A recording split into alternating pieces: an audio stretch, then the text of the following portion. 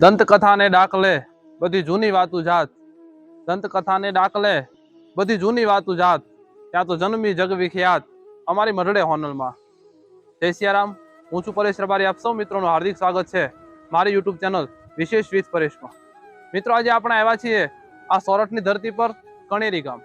આપની એક અહીંયા સમજ છે કે કોઈ પણ મહાપુરુષ હોય એમનું સમાધિ સ્થાન અને એની કર્મભૂમિ એ ખૂબ મહત્વની હોય છે. એટલે આ સોનબાઈ માની સમાધિ સ્થાન અને કર્મભૂમિમાં આપણે આવ્યા છીએ. અહીંથી માતાજી વિશેની ઘણી બધી વાતો છે જાણવી છે, ઘણી બધી વિશેષ વાતો કરવી છે. અહીંયા મારી સાથે ઉપસ્થિત રહેશે અહીંયાના એક સોનબાઈ માના ભાણેજ પરિવારમાંથી નરહરદાનભાઈ પંચાળિયા. એ નરહરદાનભાઈ આપણને માતાજી વિશેની ઘણી બધી રોચક વાતો કરશે, ઘણી બધી જાણવા જેવી વાતો કરશે. માતાજીએ કેવા કેવા પ્રવાસો કર્યા, કેવા કેવા આ સમાજની અંદર સુધારા લાવ્યા. કેમ કે જ્યારે એક સમય એવો હતો કે આખો સમાજ અંધારાની અંદર સપડાઈ ગયેલો હતો, ત્યારે માતાજીએ છે એ આદેશો આપ્યા, માતાજીએ છે એ આ સમાજને અંજવાળા તરફ લઈ જવાના ઘણી બધી કોશિશો કરી. ત્યારે આવો આજે આપણે મળીએ સોનલધામ કણેરીથી નરહરદાનભાઈ પંચાળિયાને અને વાત કરીએ માતાજી વિશે. જય સિયારામ.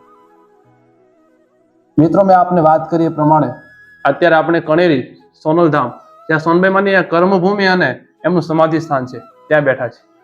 મેં અગાઉ પણ વાત કરી કે કોઈ પણ મહાપુરુષ હોય એમની કર્મભૂમિ અને એનું સમાધિ સ્થાન એ ખૂબ મહત્વનું હોય છે. કેમ કે મહાપુરુષે પોતે પસંદ કરેલી ભૂમિ હોય છે અને પોતે પસંદ કરેલી જગ્યા હોય છે. તો અત્યારે આપણે સોનબાઈ માની એ કર્મભૂમિ અને સમાધિ સ્થાન પર અત્યારે ઉપસ્થિત થયા છે.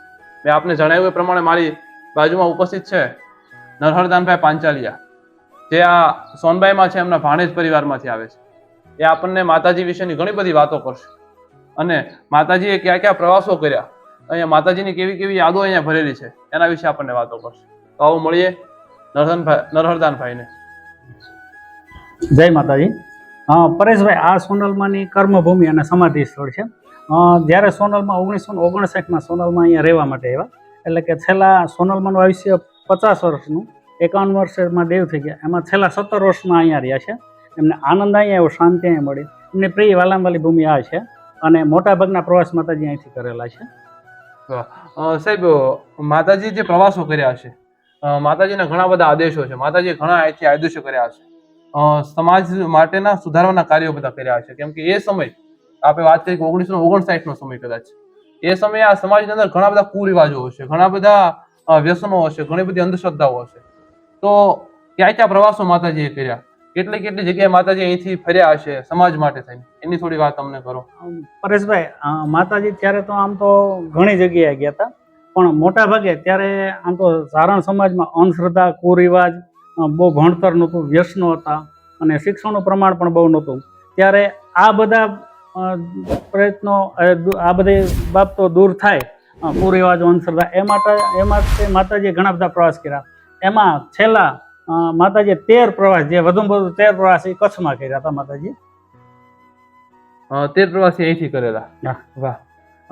નરહરદાનભાઈ, વાત આગળ કરવી છે કે માતાજી અહીંયા જે આ ધરતી પર આવ્યા હશે, બરાબર, તો અહીંયા એવી એને શું વિશેષતા લાગી છે કે એને પસંદ કરી, એની કોઈ વાત આપણને?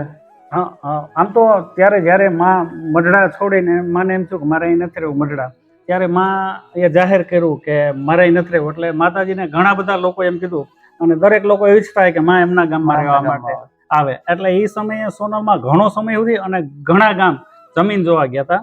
એમાં જોતા જોતા અહીંયા આવ્યા તો આ ભૂમિ માને ગમી ગઈ. એટલે માતાજીએ 1959માં આ જમીન વેચાતી લઈ અને માં અહીંયા રહેવા આવ્યા. માં જયારે અહીં રહેવા આવ્યા ત્યારે બીજા કોઈ અમારા ચારણો નહોતા, એટલે એમની સાથે અમારા માં ભેગા રહેવા આવેલા અમારા દાદીમાં. એમના વિશે થોડી કોઈ વાત આપને, કોણ હતા?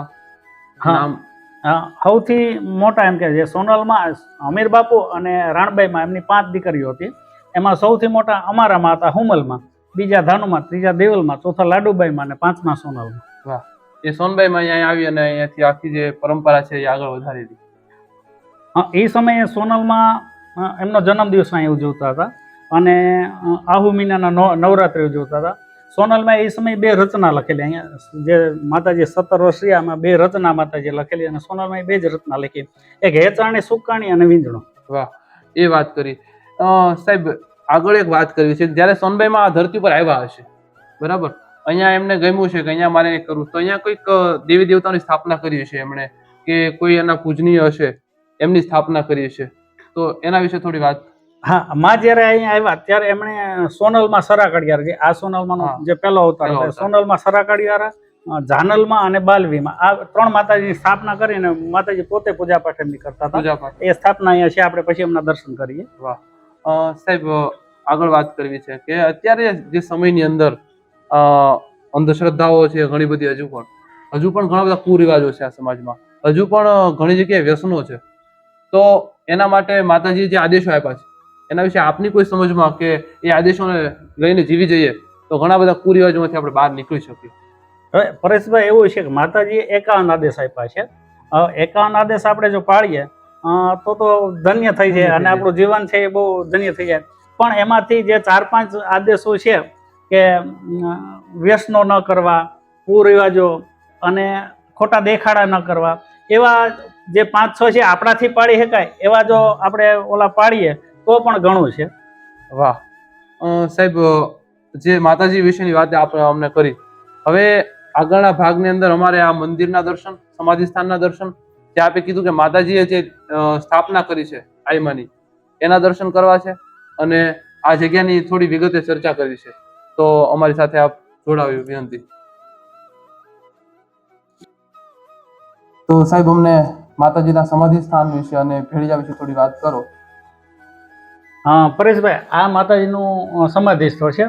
માતાજી 27/11/74 રોજ એમાં દેવ થયા, ત્યારે એમને અગ્નિ સંસ્કાર અને આ ફૂલ સમાધિ અહીંયા આપવામાં આવી હતી. હવે જ્યારે આ મંદિર બનાવ્યું ત્યારે આ મંદિર આમ 72 ફૂટ છે અને આમ 52 ફૂટ છે. પણ મંદિર બનાવ્યું ત્યારે આટલી જગ્યા અમે સુરક્ષિત રાખી હતી, બાકી તો અંદર ટ્રક ને એવું જતું હતું, પણ આ જગ્યા સુરક્ષિત રાખી.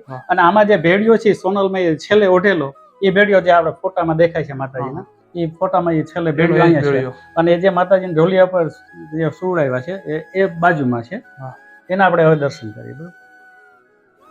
સાહેબ, જે મંદિરમાં અત્યારે આપણે ઊભા છીએ, આ સોનબાઈમાં જે સ્થાપના કરી હતી, બાલવીમાં, જાનલમાં અને સરાકડિયા સોનબાઈમાં, એના વિશે અમને થોડી વાત કરો.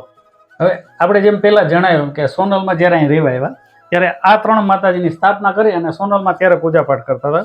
હવે આ જે ફોટો છે અહીં બાજુમાં, આ સોનલમાં એ જ્યારે ભેખ ઉતારીને ભેડિયો ઓઢો ત્યારનો છે, જે ભેખ પહેરી અને હરિદ્વાર જતા રહ્યા હતા, પછી ત્યાંથી ભેખ ઉતારીને માએ ભેડિયો ઓઢો, આ ત્યારનો ફોટો છે.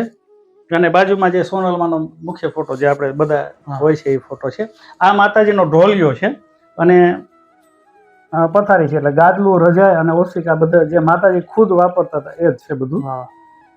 એટલે માતાજી આખું એ જ વાપરતા હતા. એક વાપરતા હતા. તો હવે આગળ દર્શન કરીએ. આપણે અત્યારે મંદિરના ગર્ભગૃહની અંદર ઊભા છીએ, ત્યારે સાહેબ આપણને ગર્ભગૃહ વિશેની થોડી માહિતી આપશે સાહેબ. હા, આમ તો આની પહેલાનું જે મંદિર હતું એ મુંબઈના ઝવેરી પદ્માબેન પ્રાણસુખભાઈ ઝવેરી એમણે બનાવેલું હતું. એ જ્યારે મહાદેવ થઈ ગયા ત્યારે, એટલે કે એ પછી બહુ જૂનું થઈ ગયું હતું અને પછી ગામોગામ સોનલમાંના શિખરબંધ મંદિર થવા માંડ્યા. એટલે કંકુ કેસરમાં એમ થયું કે જ્યાં માએ મને આશીર્વાદ આપ્યા છે અને ત્યાં મને ઓલું કર્યું છે માએ, બધું જે કંઈ આશીર્વાદ આપ્યા, તો એ જગ્યાએ પણ માનું મંદિર બનવું જોઈએ.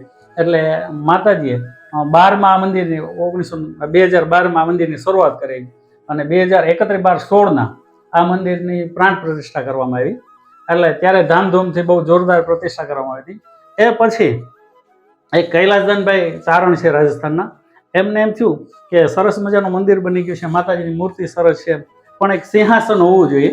એટલે એમણે આવીને મને કીધું કે આપણે માતાજીનો શણગાર થઈ શકે એટલે માટે એક સિંહાસન બનાવીએ. એટલે મને કીધું કે જે ખર્ચો આવે એ હું આપીશ, તમે સિંહાસન બનાવી દો.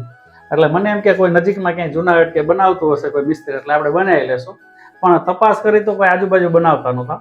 પછી એક અમદાવાદના એક કોન્ટેક્ટ મને થયો, તો ત્યાં મેં ફોન કર્યો કે તો એ લોકો બનાવતા હતા. તો એમણે મને ફોટા 4-5 મોકલા અને મેં કીધું કે હા અમારે બનાવવું છે. તો મને કે હું માપ સાઈઝ લઈ જાય. તો પહેલું લોકડાઉન લાગુ પડી ગયું, એટલે પછી એમના નંબર મારા ફોનમાંથી નીકળી ગયા ને એનો કંઈ સંપર્ક થયો શક્યો નહીં. પછી આમ જતાં જતાં 6 મહિના થઈ ગયા. 6 મહિના થઈ ગયા એટલે એક ભાઈ કેશોદથી સંદીપભાઈ પટેલ છે, એ દર્શને આવ્યા. એટલે મેં એમને કીધું કે ભાઈ 6 મહિના થઈ ગયા, આપણને કૈલાસદાનભાઈ સિંહાસનનું કહી ગયા છે ને આપણા સિંહાસનનું કાંઈ ઠેકાણું નથી. તો મને કે મારો એક મિત્ર છે રાજકોટમાં, એ ડૉક્ટરની હોસ્પિટલના અને બંગલાનું ફર્નિચરનું કરે છે, એટલે મને કે એ બનાવતા હશે. એટલે એમને ફોન કર્યો તો એમને ફોન કર્યો તો એને કીધું કે હું નથી બનાવતો, પણ અમારા એક સગા છે બલાણા, જે જાફરાબાદની બાજુમાં, કાળુભાઈ, એ બનાવે છે. એટલે એમના નંબર લઈને અમે ત્યાં બલાણા ગયા અને એમનું કામ જોયું તો બહુ સરસ હતું. અને એમને કીધું કે ભાઈ આવું અમારે બનાવવું છે. એટલે એમને 4-5 ફોટા અમને બતાવ્યા, બે તૈયાર હતા એ બતાવ્યું. પછી થોડોક ટાઈમ પછી એમને આ ડિઝાઇન બનાવીને મોકલાવી. એટલે મેં કીધું કે આવું બનાવવું છે, તો કે અમે માપ સાઈઝ લઈ જઈએ. એ માપ સાઈઝ લઈ ગયા. એટલે ત્યારે એવું કીધું કે કેટલો સમય લાગે, મેં એને પૂછ્યું તો કે 4-5 મહિના સાહેબ બનાવતા. કીધું કાંઈ વાંધો નહીં, ભલે તમે ચાલુ કરી દો. હવે 4-5 મહિનાનું કીધું એટલે આપણે 10-15 દિવસે ફોન કરતા હોય ક્યાં પહોંચ્યું, કેમ થયું. તો એ ક્યારેક ફોન ઉપાડે, નરેશભાઈ એમના નાના ભાઈ છે, ક્યારેક ઉપાડે ને ક્યારેક ન ઉપાડે. ઉપાડે તો એમ કે હોસ્પિટલ છું. એટલે આપણે દર 15 દિવસે જ્યારે ટાઈમ મળે ત્યારે ફોન કરતા હતા. એમાં એક વખત એવું બન્યું, મેં ફોન કર્યો તો નરેશભાઈના ઘરેથી બેને ઉપાડ્યો ફોન, અને મને એમ કીધું કે એમના તો ઓપરેશન કરાવ્યું છે, બોલવાની મનાઈ છે. એટલે મેં કાળુભાઈને ફોન કર્યો તો કાળુભાઈ મને એમ કીધું કે અમદાવાદ અમને દાખલ કર્યા છે અને એનું ઓપરેશન કરાવ્યું છે. 8 દીથી અમે આવ્યા છે ને હજી 8 દી રોકાવું પડશે, પણ એનું ઓપરેશન સફળ થઈ ગયું છે અને બહુ સારું છે.